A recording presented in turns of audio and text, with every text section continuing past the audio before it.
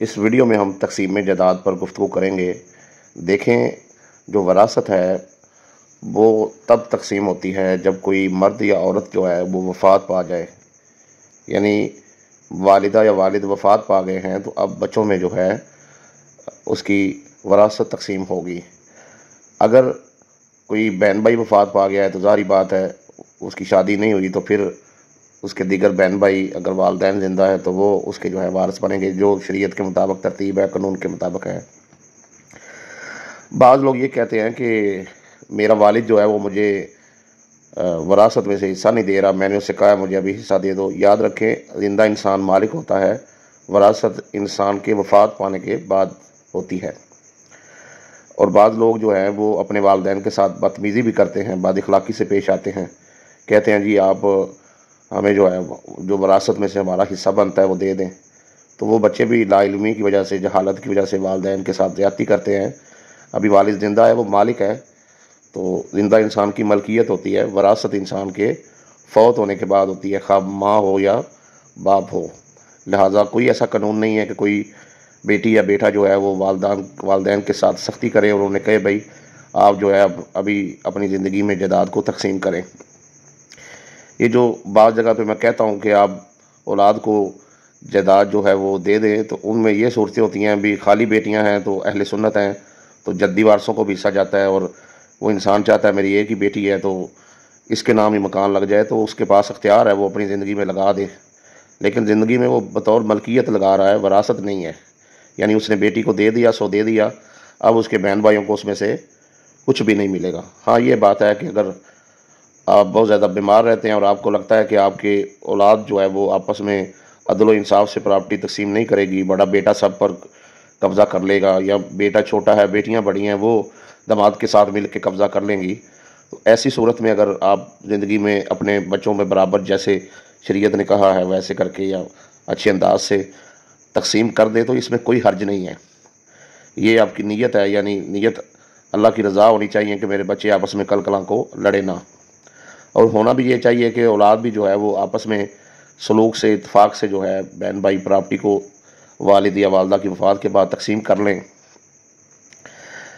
لیکن ایسا ہوتا نہیں ہے، کم ہی ایسا دیکھنے کو ملا ہے کہ پیار محبت سے بہن بھائی آپس میں جائیداد تقسیم کر لیں۔ ایک واقعہ آپ کے ساتھ شیئر کرتا ہوں کہ ایک شخص کے دو بیٹیاں تھیں بڑی، اور دو بیٹیوں کے تقریباً 15 سال بعد جو ہے اللہ نے اسے ایک بیٹا دیا۔ تو جو بہنیں تھیں انہوں نے بیٹے کی پیدائش پر، یعنی بھائی کی پیدائش پر بڑی زیادہ خوشیاں منائیں، مٹھائیاں تقسیم کی کہ اللہ نے ہمیں بھائی دیا ہے۔ اب ان کا والد جو ہے وہ کافی ایجڈ ہو کے تو اس نے وفات پائی۔ جب اس نے وفات پائی تو جو بھائی تھا اس کی عمر جو ہے تقریباً 50 سال تھی، اور بہنیں جو ہیں وہ کوئی 65 کی، کوئی 66 کی، یعنی اس سے 15 سال بڑی تھی، ظاہری بات ہے۔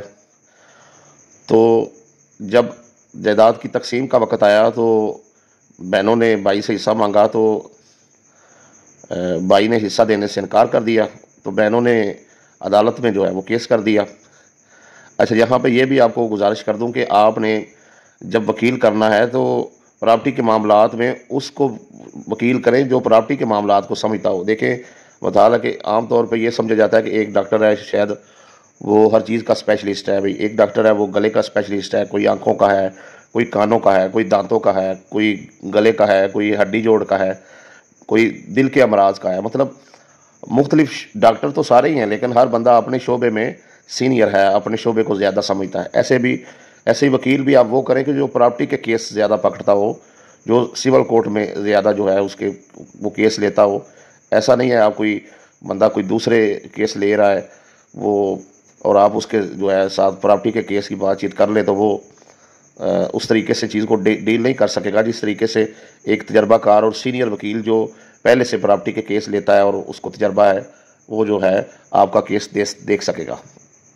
اچھا، جب بہنوں نے دعویٰ دائر کیا تو بھائی نے جواب دعویٰ میں یہ کیا، اس نے کہا کہ یہ تو میری سگی بہنیں ہی نہیں ہیں، یہ لے پالک ہیں۔ تو یقین جانے کہ وہ جو دو بہنیں تھیں ان میں سے ایک بہن جو ہے وہ صدمے سے ہی وفات پا گئی کہ میں نے اس بھائی کو، مطلب میں 15 سال کی تھی تو میں نے اس کو پیار سے پالا ہے، جوان کیا ہے، اور ہم اتنے سال جو ہے ایک دوسرے کے ساتھ رہے ہیں، تو آج اس نے مجھے بہن ماننے سے انکار کر دیا ہے، تو وہ صدمے سے ہی وفات پا گئی۔ ایسا بھی ہوتا ہے۔ تو میں کہہ رہا تھا بہن بھائیوں کو آپس میں پیار محبت سے جو ہے وہ پراپرٹی کو تقسیم کرنا چاہیے۔ اچھا، اس میں یہ بھی ہے کہ بعض دفعہ لوگ جو ہیں وہ کال کر کے کہتے ہیں کہ بھائی منیر، پراپرٹی جو ہے وہ ابو وفات پا گئے ہیں، ابھی وراثتی انتقال جو ہے وہ بھی نہیں ہوا، اور یا وراثتی انتقال ہو گیا ہے، لیکن دکانوں کا جو کرایہ ہے نا وہ ہمارا ایک بھائی لے رہا ہے اور ہمیں کچھ نہیں دے رہا، اور وہ اگر اس سے بات کرتے ہیں تو آگے سے بدتمیزی کرتا ہے، بد اخلاقی کرتا ہے۔ تو دیکھیں، جب آپ